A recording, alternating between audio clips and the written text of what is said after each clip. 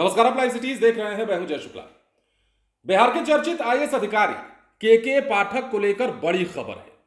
दरअसल के पाठक को अब केंद्र सरकार ने बड़ी जिम्मेदारी दी है और उन्हें दिल्ली बुला लिया है। के पाठक के बारे में और विस्तार से बताएंगे और यह भी बताएंगे कि के पाठक को दिल्ली बुलाने के साथ ही उन्हें क्या जिम्मेदारी सौंपी गई है, किस विभाग में उन्हें पदस्थापित किया गया है। इसके साथ ही के पाठक अब आगे क्या करेंगे।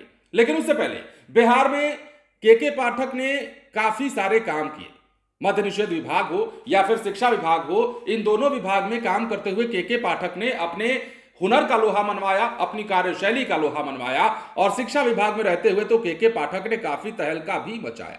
लेकिन अब उसी आईएएस अधिकारी के पाठक को लेकर बड़ी खबर। अब केंद्र सरकार ने उन्हें दिल्ली बुलाया है और चर्चित और वरिष्ठ आईएएस अधिकारी के पाठक को केंद्रीय प्रतिनियुक्ति पर दिल्ली बुलाया गया है। केंद्र सरकार ने उन्हें मंत्रिमंडल सचिवालय में अपर सचिव यानी कि एडिशनल सेक्रेटरी की जिम्मेदारी सौंपी है। इस संबंध में मोदी सरकार के कार्मिक मंत्रालय ने आदेश जारी कर दिए। के पाठक वर्तमान में बिहार राजस्व बोर्ड के अध्यक्ष हैं और इससे पहले मद्य निषेध विभाग और शिक्षा विभाग की कमान भी संभाल चुके हैं। काफी चर्चा में रहे थे जब शिक्षा विभाग की कमान उन्होंने संभाली थी। अब जो जानकारी है उसके मुताबिक केंद्र सरकार ने नौकरशाही में वरिष्ठ स्तर पर बदलाव किए हैं। इसके तहत आईएएस केशव कुमार पाठक उर्फ के पाठक को केंद्रीय प्रतिनियुक्ति पर बुलाया गया। मूल रूप से उत्तर प्रदेश के रहने वाले के पाठक 1990 बैच के भारतीय प्रशासनिक सेवा यानी कि आईएएस अधिकारी हैं और वो अपनी तेज तर्रार छवि के लिए जाने जाते हैं। यह भी जानना चाहिए आपको कि मुख्यमंत्री नीतीश कुमार के नेतृत्व वाली तत्कालीन महागठबंधन सरकार ने के पाठक को जून 2023 में शिक्षा विभाग की कमान सौंपी थी। एसीएस रहते हुए पाठक ने बिहार शिक्षा विभाग में कई बड़े बदलाव किए। उनके फैसले को लेकर शिक्षकों से लेकर अभिभावकों में खासी नाराजगी भी देखने को मिली।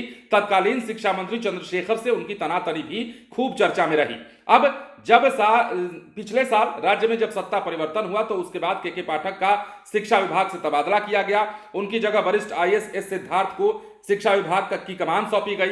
राजस्व और भूमि सुधार विभाग में के पाठक को भेजा गया। उसी दौरान पाठक ने केंद्रीय प्रतिनियुक्ति के लिए भी आवेदन दिया था। माना जा रहा है कि लगभग साल भर के बाद केंद्र सरकार ने उनके आवेदन पर विचार करते हुए उन्हें आखिरकार दिल्ली बुला लिया है। मतलब के पाठक को दिल्ली में अब कमान संभालनी होगी और वहां मंत्रिमंडल सचिवालय में अपर सचिव के तौर पर के पाठक प्रतिनियुक्त किए जाएंगे। और के पाठक का जब नाम आता है तो आप जानते हैं बिहार में के पाठक एक ऐसे आईएएस अधिकारी का नाम है जो लगभग हर कोई जानता है, जिनके बारे में, जिनकी कार्यशैली के बारे में हर कोई जानता है। और यकीन मानिए अगर शिक्षा विभाग में कुछ दिन और के पाठक रह गए होते तो हालात बहुत सुधर सकते थे।